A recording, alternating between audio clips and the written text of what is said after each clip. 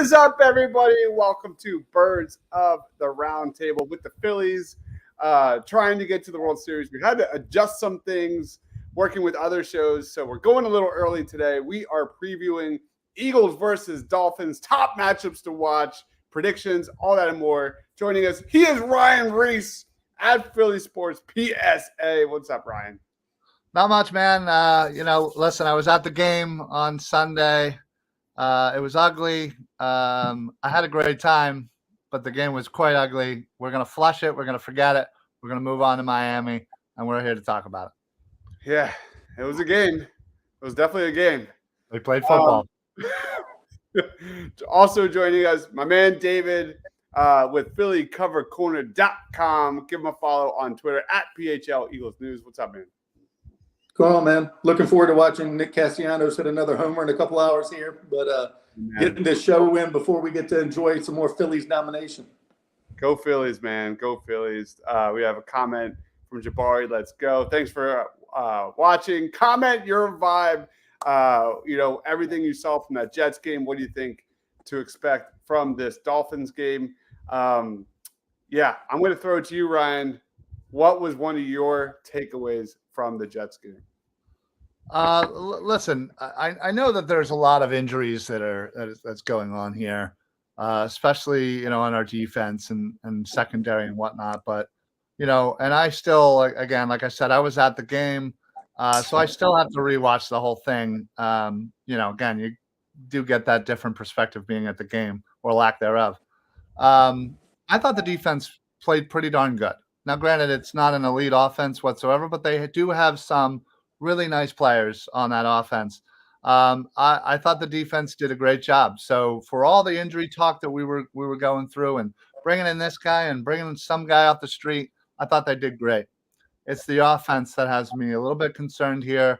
I'm hoping it's not more of the Jalen Hurts. I don't want to call it a regression, but maybe kind of more getting towards the medium than we'd like. Or if it's a bit of the Brian Johnson play calling issues, maybe a combination of just some really bad luck, bad things happening. Jake Elliott missing a surefire field goal, drop passes by surefire-handed receivers. All these things just one after another and after just led to an unfortunate defeat to a subpar team. And I think, we said in the beginning, it was a bad game. Let's flush it. Let's forget it. Let's build upon what we know we're good at, and let's move on for Miami. And again, these games happen. Let's hope they wake up and grow. Yep. Well said, Ryan. What about you, David? What was your take?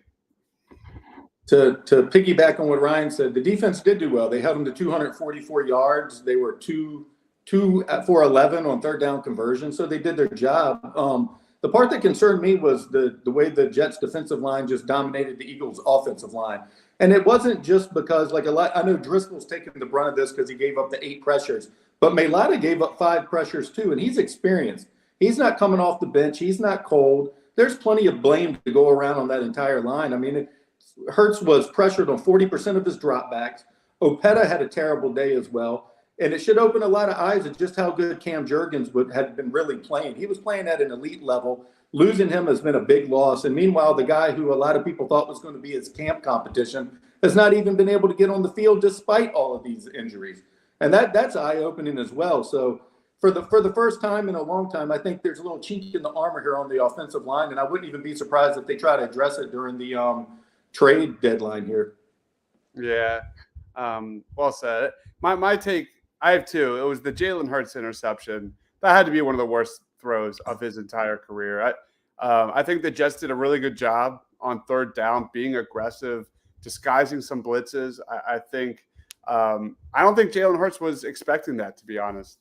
And I think the Jets blitzed more on third down at a higher percentage than they ever have this season. So they did a really good job kind of getting in the head of Jalen Hurts. And the other take is the injuries, like you guys said. Like when Lane went down, that was it. Because heading into this, my fear what was that turf. This was one of those games where you just need to get through it and stay healthy and get ready for this stretch. because the Eagles, without Lane Johnson, they're 13-22. That guy is so vital for this Eagles offense. And then you saw Jack Driscoll come in, and Jack Driscoll gave up 8 pressures and a sack and 6 hurries on 61 snaps. And Bryce Huff killed him, man. Bryce Huff had 8 pressures and 2 sacks off that side, was just a major difference maker, kind of got in that real estate of Jalen Hurts. Maybe that led to that interception. So those are my main 2 takes. Let's throw it to Shane, who is not joining us tonight, but he threw us some video. He's with us in spirit, but let's hear what he had to say about the New York Jets. My top takeaway from the Eagles' loss to the Jets is that this league is just any given Sunday. Playing a backup quarterback on the road, and it was a terrible time for turnovers to strike. The Eagles have 4 turnovers in this game. In the last 3 seasons, teams with -4 turnover differential are 1-28. The Eagles lost 18 expected points due to turnovers, 18 EPA. And it's just really hard to overcome that, and yet the Eagles had the opportunity to, and it fell short. And I've seen people talking about the decision to throw the ball on 3rd down where Jalen Hurts throws the interception, and I liked that call. I liked the pass-heavy script. Eagles running backs had a 28.5% success rate on running back carries in this game. The running game simply wasn't working, especially after Lane Johnson goes out on the first drive, and it really puts you up a creek, and you expect to be able to throw the ball on a team missing their top 3 cornerbacks.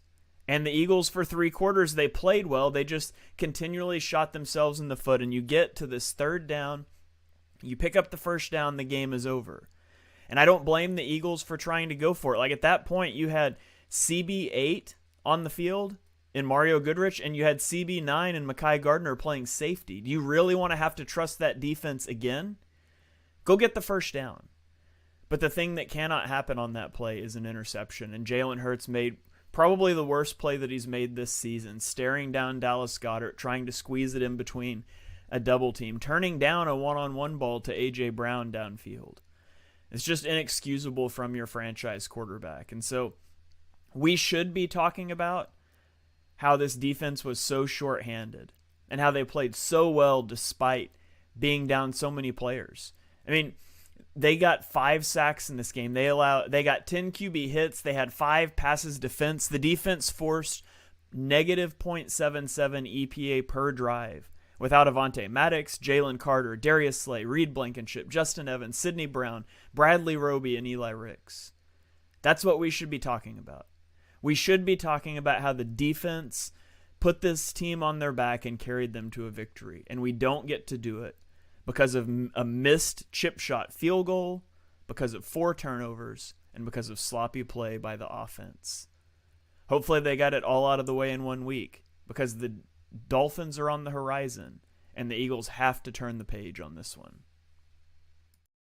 All right, that was Shane.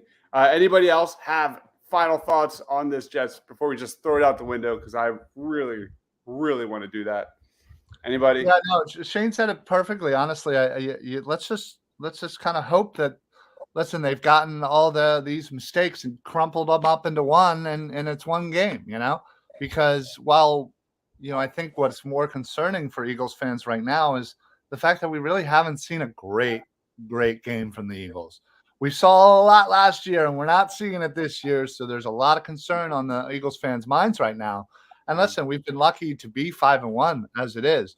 But let's just hope that all these things, these turnovers, bad decision, bad play calling, injuries, et cetera, all just kind of happened 1 week. Flush it, move on, go to Miami. They are a good team, and we need to see what we're really made of against the Miami Dolphins next week. Amen, brother. Amen. That being said, let's roll on to our preview against the Miami Dolphins. Let's get it.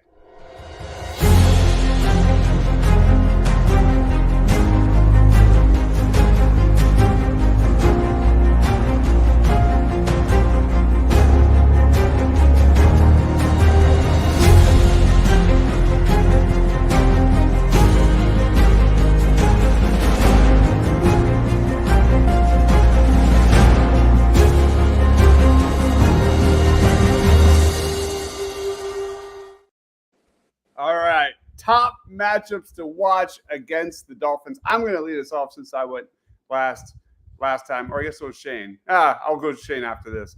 For me, it's the Eagles pass rush versus Tua and the Dolphins O-line, man. Let's start off with the good news. Tua's stats this season, when he's kept clean, 78+% completion percentage, 13 scores, 3 interceptions, 10+ yards per attempt, and it's very, very good. When Tua's stats under pressure, here we go. 37 attempts, 40% completion percentage, 1 touchdown, 2 interceptions, 5 sacks. So there is some positive to getting after Tua. The bad news is the Miami Dolphins O-line has been elite. And to be honest, I didn't know they were this good. And this was kind of a shocker for me. They've only allowed a league fewest 26 pressures through 6 games. They are tied for second fewest in sacks allowed at 6. I think the main take here is Tua is a quarterback that gets the ball out fast. He gets the ball out accurate.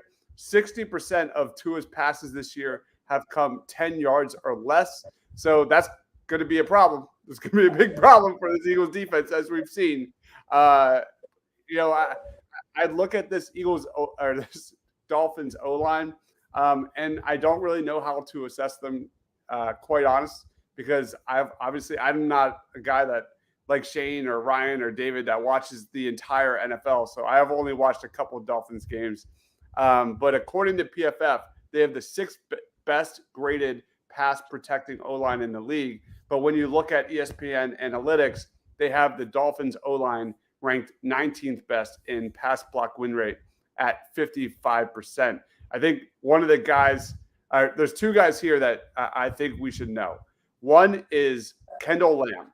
Kendall Lamb is number 1 in the NFL among tackles with a pass block win rate of 97%. And this guy has come from like nothing. Like he was kind of a journeyman, undrafted, and now he's like playing outstanding. So far this season, Lamb has allowed just 10 total pressures and 0 sacks on 311 snaps at left tackle. Then you also have a right tackle in Austin Jackson, who's also been very, very good. He's allowed only 9 total pressures on 222 pass blocking snaps. This is going to be a battle. This is going to be a battle for getting after Tua with the Eagles defensive line, getting after Tua against, a couple of tackles that are kind of underrated right now. So those are the analytics. We'll see what happens on Sunday night, but definitely Eagles pass rush versus the the Dolphins O-line and Tua. That's something I'm going to be watching. Let's throw it to Shane for his top matchup to watch against the Dolphins. My matchup to watch for the Eagles-Dolphins game is that Eagles offensive line against the Dolphins pass rush. Now, it's been announced that Lane Johnson's injury was a lateral ankle sprain, which is a low ankle sprain. That's good. That you can come back and play from that. You're less likely to be re-injured than with a high ankle sprain. So Lane Johnson's going to try to play. Hopefully he's healthy. Like the last thing the Eagles need is to force him out there and get him hurt longer. So hopefully if he goes, it's because he's good, not because they're rushing. I trust them to make that decision. Lane's long-term health is more important than one game against the Dolphins. That said, the Eagles really need him on the field.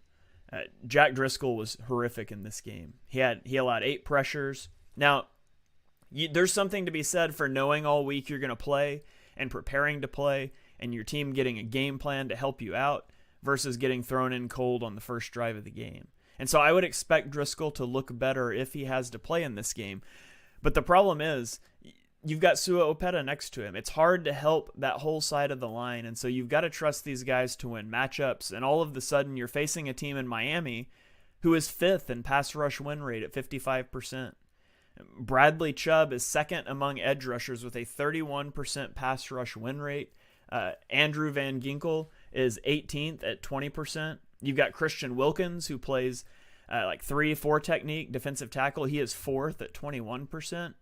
This is a team with a fierce pass rush. Now, you can exploit their secondary, but you have to be able to have time in the pocket to throw the ball, and we don't want Jalen Hurts getting jumpy in this game.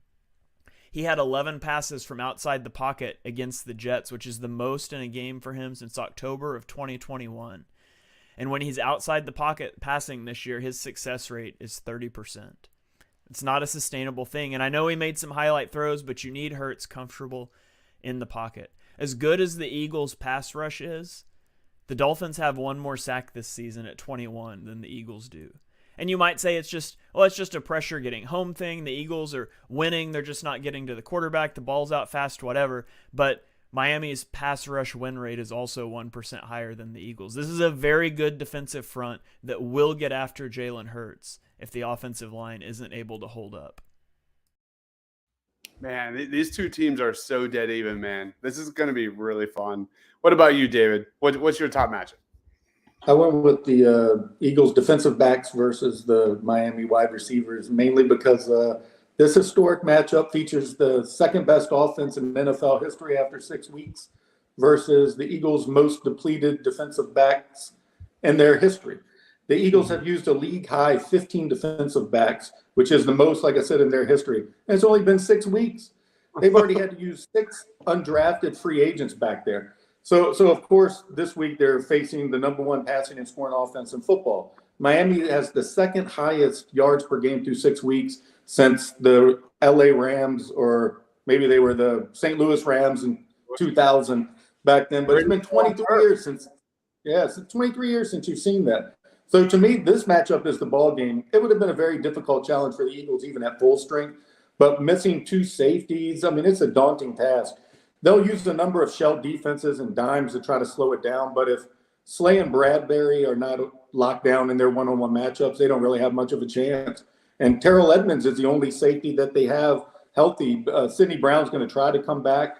And that's basically why they just signed old friend Josiah Scott, who will have a role probably immediately because he knows the system and he is a healthy body, which is something they don't have.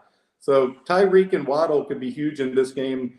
It's going to definitely be a challenge to slow them down because, like you said, the defensive line isn't going to help out like they normally can because Tua gets rid of the ball in 2.25 seconds. So you're not going to be able to rely on that like normal. It's going to be one hell of a battle, and the offense can't struggle like it's been doing it. It's going to be ugly quick. Yep, absolutely. Quentin says, looking forward to the score predictions. We're going to get there soon, man. We're getting there soon. Daniel says, hey, what's going on, Daniel? Thanks for joining. You guys like the pickup of Julio Jones. Any comment on that? I do. Yeah, talk about the most random update I think I've gotten in the longest time. Eagles signed Julio Jones. I was like, wait a minute. Wasn't this supposed to happen like, 5 years ago? Listen, obviously with Quez going on the IR, they needed somebody. They obviously didn't trust who they have. I assume Oz will be the 3, Julio will be the 4. Again, who knows? He'll probably have very limited impact on this team as throughout the whole season, but we could always hope for more, right? I like the signing because I don't know that he's going to be used in a traditional third wide receiver role, but I do think that his big body could be used in that red zone where they have struggled the entire year. I think that is going to be where they're going to see if he can contribute. They've been using 12 personnel, but he's a big guy, so him out there as a wide receiver 3 isn't much different than 12 personnel. And Oz and Quez, they've never been able to contribute within the red zone, much like we discussed last week. We even discussed Deshaun Jackson, who, as great as he was never really good once you got inside the 20 because you just have to have a big body to fight down there. And that's one thing Julio Jones, despite his age, will still be able to do. So I'm looking forward to that red zone and just see what he contributes. Yeah, no, that's a great point. Especially considering the red zone struggles of this team. He potentially could have a nice role as a red zone specialist, if you will. So, good point. Outside of that, though, I wouldn't expect any big games and high volume targets, but the red zone it could be a benefit there. It's worth trying. Nothing else is working. I mean, was Travis Fulgham not available? Like, come on. Oh my God. We have Mike in the house saying, "What's up, Ryan?" Yeah, Mike. Quentin says, "I like the Julio pickup, slants, end zone fades, blocking on run plays." Anthony thinks they should have traded for Chase Claypool. Carter agrees, red zone. And Anthony says Jones will be 3. Watkins is out. Will be 3. Watkins is out with a hamstring. I'm done with Quez. And Quentin says jump ball passes, box out passes in the end zone. All right. Ryan, we haven't gotten to your matchup, correct? No, we have not. I'm pretty sure I had last pick. So I went with the Eagles run game versus the Dolphins. Front seven. Dolphins run a typical 3-4. They have some pretty nice players up there, led by Christian Wilkins. But you also have to Zach Sealer, who leads the team in sacks with 4 sacks. But they have a really a solid group of linebackers that are probably not very known. Outside of Jalen Phillips, who certainly, and Bradley Chubb. This Andrew Van Ginkel is getting all the love. David Long is also up there and tied for the lead in sacks as well on the Miami Dolphins. But their run defense isn't as good. They really focus mostly on the getting the pressure on the quarterback. So their run defense is, I believe, 20th in the league. They've given up about 114 yards per game on the ground. And given the fact that last week we really didn't see a lot from our running backs, I'd really like to see that change. And obviously, each game is different. You get what you kind of take what the defense gives you. But I'd really like them to kind of establish the run, take some pressure off of Hurts, and having him, force throws and whatnot, especially after such a bad game. So I'd really like to see DeAndre Swift really kind of get things moving again, get some confidence back in this offensive line and this run game. And again, maybe take some pressure off of the offense from being so pass heavy as they have been. So, I'm really interested in seeing how this defensive front seven kind of matches up with our offensive line. Like I said, they do have a really good group of guys there and some known names and some names you never heard of that are flying around. So, I'm definitely going to be paying attention to that come Sunday night. All right. Anybody else have a matchup to watch before we head into predictions? Special teams. No. All right. Let's roll on to our predictions and player of the game predictions for the Dolphins game.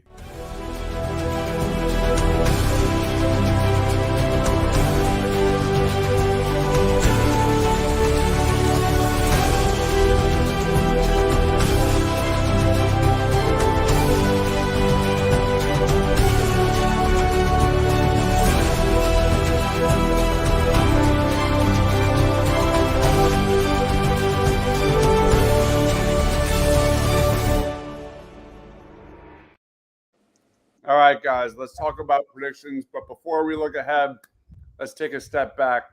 Week 6 in the NFL. Holy cow. This was a bloodbath, guys. Our predictions for the Eagles against the Jets. Ryan, you had DeAndre Swift, who was not good. David, you had James Bradbury, who I think should win. Just my opinion. We'll get to that soon. Shane had Devontae Smith, who had 44 yards and a couple big drops. And then I had Jalen Carter, which is not really fair, but we do this so early in the week. He was right. I didn't expect him to be out or have an ankle injury. So I kind of looked up Bradbury's stats. He gave up 5 receptions on 10 targets for 45 yards, no touchdowns. I'm voting David as the winner. Anybody else feel good with that? No, yeah, David's got it. All right, David, you are the winner of Week 6 for the Eagles. Mark that down. And let's roll on to Ryan for your score prediction and player of the game prediction against the Dolphins. Well, it's always fun to predict a game after such a disappointing one. one that you thought that was just going to be a rollover game, and you end up losing to a crappy AFC East team that has a backup quarterback that shouldn't even be in the NFL probably. But that being said, I'm not going to let that deter me from predicting a very high-scoring game. Miami literally is just flat out amazing offensively.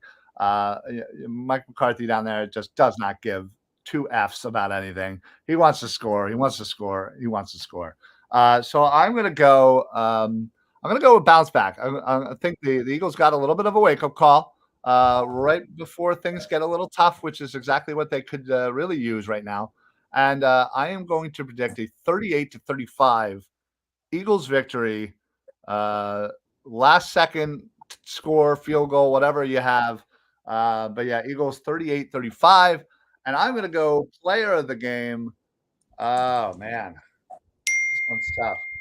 I'm going to go Julio. No, I'm kidding. Can you imagine if Julio Jones comes out and gets like 200 yards? I'd be like, what is life? No, I'm going to go AJ Brown. Honestly, I think I really like the way he's been playing lately. He's been, 3-4 games now over 125 yards. He's really showing the league that he's a top receiver, and he should be, talked about in that way. So let's go AJ Brown. Keep that train rolling. All right, AJ Brown for Ryan. What about you, David? I am on the same wavelength as the commenter there, Carter. That is the exact score and prediction that I wrote down this morning. 28-24 Eagles winning. I know that it's supposed to be super high scoring, but damn it, Slay's coming back healthy. He steps up when it matters. He shut down Justin Jefferson on national TV in primetime, and he's going to shut down Waddle or Tyreek or whoever the hell they put on him in this too. So I'm going with Slay as my player of the game. Eagles winning 28-24. 28-24 for doubling down on cornerbacks back-to-back weeks. Sir. Woo. Big play. Don't call him Darius Slay. He's going to come up big, man. for David. What's the update on Jalen Carter? Have we heard anything about him? I think he's going to play. I think from what I saw, he's like tweaked his ankle, maybe in practice or something, but I don't think it's long term. I think he's coming back. All right. Definitely, you should pick him again. He's a surefire winner. You should definitely pick him. Yeah. Quentin says 97-23. And player of the game or prediction of the game: run, baby, run. Shorten the game. No blowouts, please. I got to do it. I'm going to do it. We are into week 7. I know, we have to. This will be our first prediction against the Eagles. Miami 31, Eagles 30 in a very close game. I think the Eagles are going to struggle with that speed. I think it's a very even game.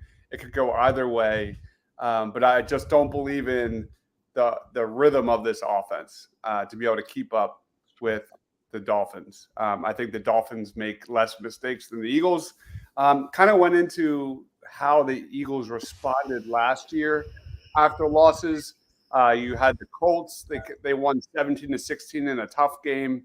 And then I think the Saints, after Cowboys loss, they won that as well. Then it was a very close game as well, I believe. So, my vibe is the Eagles just really need to get it together this week. And I just think that's too tall of a task with the amount of injuries and everything that's happening with Hurts, whether or not he's seeing the field as well.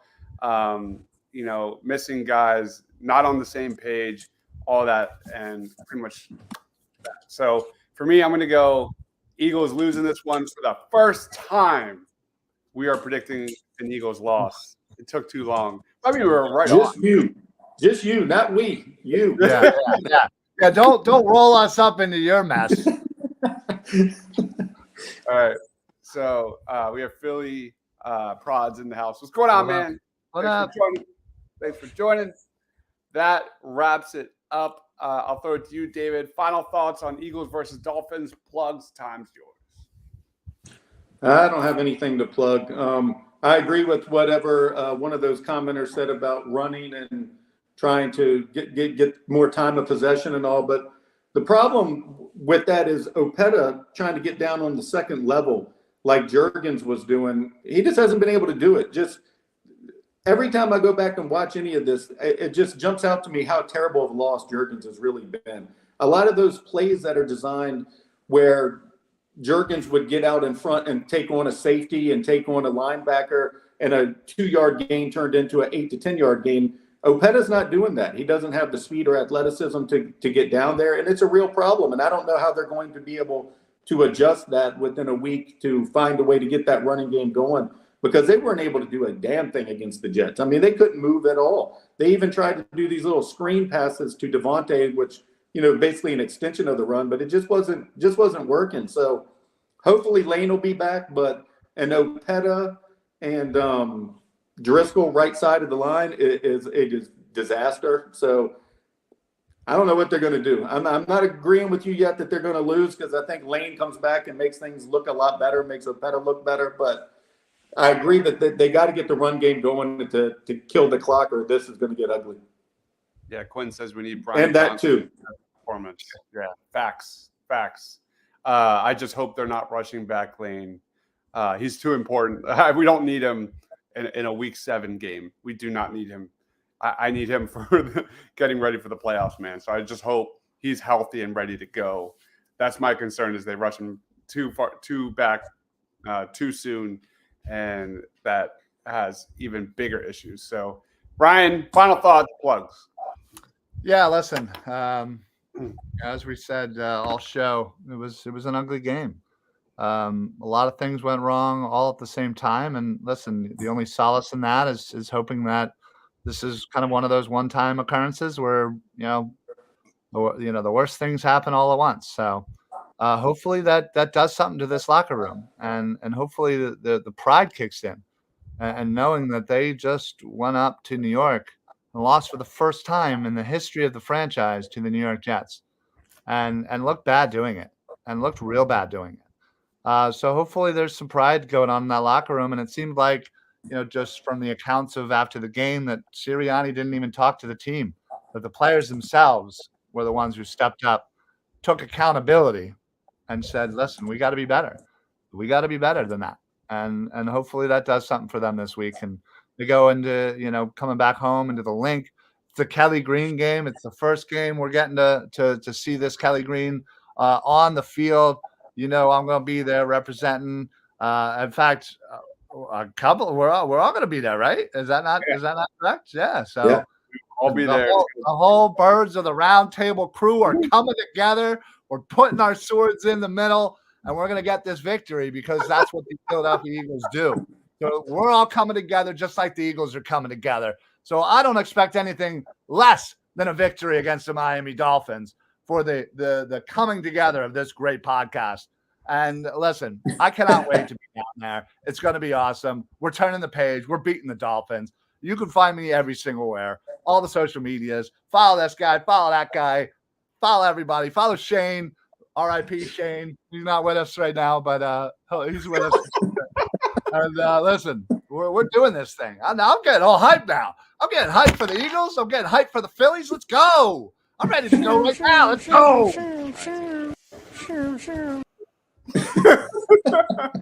All right, man. What's up, Pat? What's going on, Pat? Quinn says, I'm pre-flushing this game. We'll be good after we get some players help. I agree. I think everyone's overreacting. Just a tad. Guys, thank you everyone for watching. Thank you for the comments. He is David. That is Ryan. I am Dives. Birds of the Round Table Tuesday nights.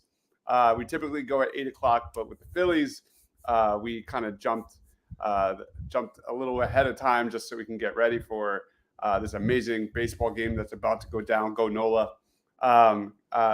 Stay tuned. Kelly Green Hour podcast will be going live, breaking down more Eagles versus Jets. And then, of course, Phillies content and post-game shows dropping as soon as the final out goes down.